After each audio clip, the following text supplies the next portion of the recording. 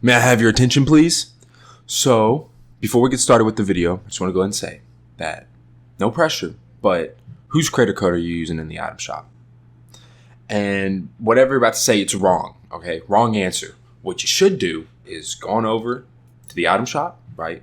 Go ahead and press Support-A-Creator down in the bottom right, and then type in my code, all right? It's MY, god dang it. I like it to be lowercase, but it doesn't really matter. myfii. All right, there you go. Now just go ahead and click on accept. You'll see a green check mark pop up, and then in the top right, it'll look like that. myfii, all right?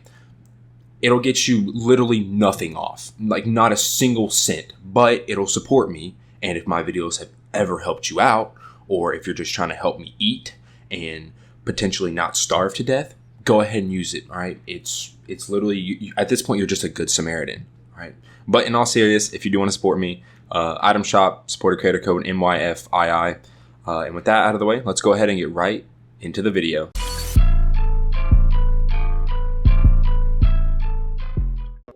All right, what's going on YouTube? Welcome back to the channel. So in today's video, we're going to be discussing why Fortnite keeps on putting broken stuff and doing stuff that is just really dumb. There is a reasoning behind it, and I'm going to get into the reasoning in just a second. But before we actually get started with the video, I just want to go ahead and say that if you guys are new around here, make sure you do go ahead and subscribe. We're on the road to 8K. We just hit 7.1K. Cannot thank you guys enough for all the support. Like the rate that we're gaining subscribers, we may actually hit 10,000 before the end of the year, and that has been the goal ever since I hit 1,000 like years ago. So I cannot thank you guys enough for all the support. If you're wondering what I post on the channel, I upload Fortnite tips, tricks, news updates, leaks, glitches, everything Fortnite related. So if you guys are interested in that, make sure you do go ahead and subscribe and turn on post notifications so you never miss out on one of my videos. And with that out of the way, let's go ahead and get right into the video. So you may be wondering what I'm talking about when I'm saying, why does Fortnite keep adding dumb stuff to the game or keep changing things that shouldn't be changed? And is there really a reasoning behind it? And to be honest, there actually is a reasoning. Fortnite is not a dumb company. A lot of people are trying to sit around and say that, oh, they add these things because they're becoming super disconnected with the community. Like they look back in season 1 and 2 and 3 and they think, oh, those were the glory days because, you know, Fortnite did everything we wanted and this and that. And they're not really looking as to like actually what's going on. Fortnite is not a dumb company, like I said, and to be honest, they listen to the community more than any other game out there. And then you may be saying, well, what about the sword? What about planes? What about the mech? What about the recent turbo building nerf? You know, those were just unnecessary items added to the game, and Fortnite isn't listening. But in reality, they are listening, and they're listening more than any other company that I've ever seen. And the reasoning behind why Fortnite is actually adding all these dumb things to the game is because it is a marketing tactic. If you guys do not know, there is a thing called, I don't exactly quote me on this, but I believe this is what it's called. It's called like toxic marketing strategy. It is pretty much where you create a problem and then you solve the problem.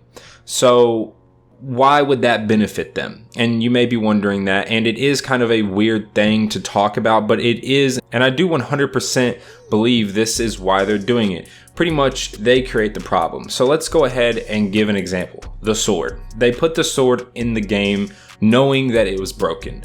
People then complain about the sword, and they complained so much that it created so much publicity and just talk around the game. Even people that hadn't been playing the game or quit playing the game knew about the sword because everyone was complaining about it. And that generates talk, that generates traffic to their game.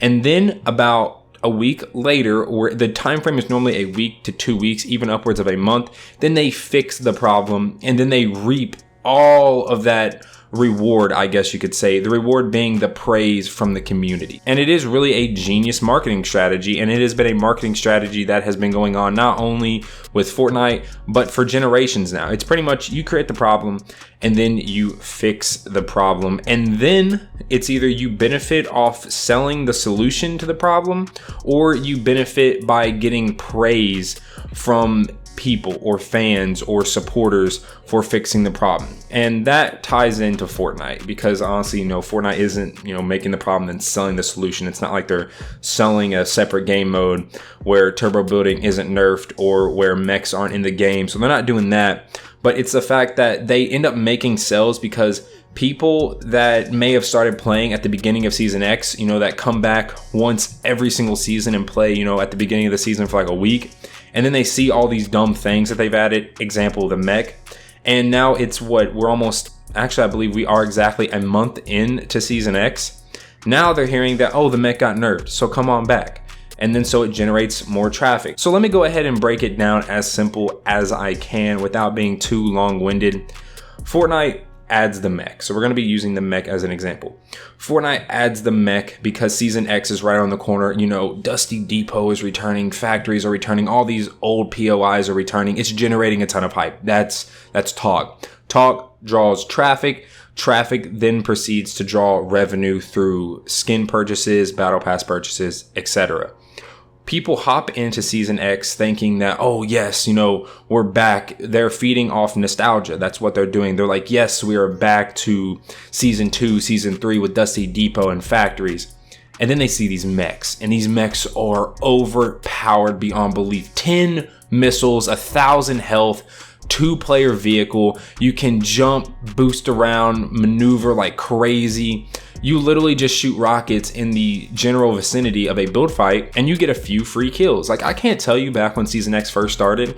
At first, I didn't really use the mech because I didn't know how to. And then me and a buddy went into Playground and learned how to use the mech. And literally the next game, I think we both ended up coming out of that game with like 10 plus kills. We literally sat in a mech all game. It was so easy.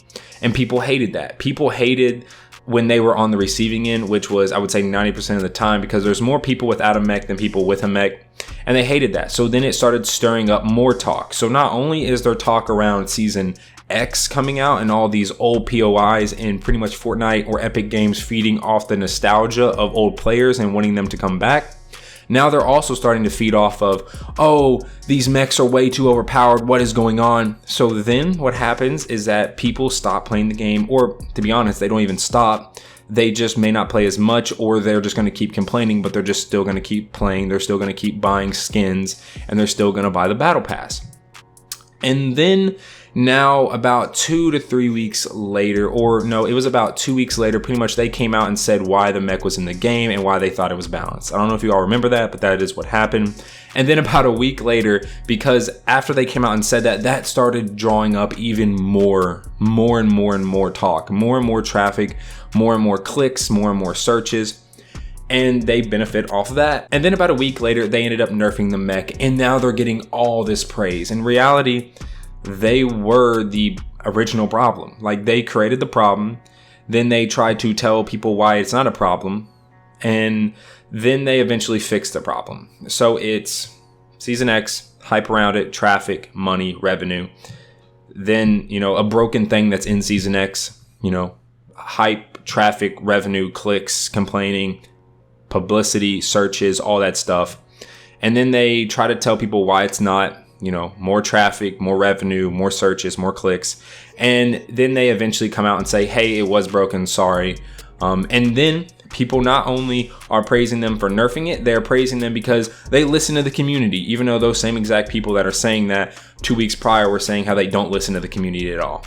So if you guys want my honest 2 cents about it, Fortnite and Epic Games listens to the community more than any other company, because most companies, it's either A, they're going to add really broken stuff and just never fix it. Most other companies don't really even listen to their player base, and they just kind of do what they want. Fortnite listens on an extreme level, to the point that they listen so much that they know what we love, and then whenever they take that away or add something broken, they know we're going to complain, and then they listen, and then they let us get super upset, talk about it a ton, and then they fix it, and then they reap the benefits of being the greatest developer because they listen to the community. So those are my 2 cents. Like I said, let me know what you guys think about this in the comment section below. Like I said, I believe it's called toxic marketing strategy or something along those lines. All I know is it really is toxic. They're creating a problem and then they're fixing the problem and then they're benefiting off of creating the problem and then fixing it.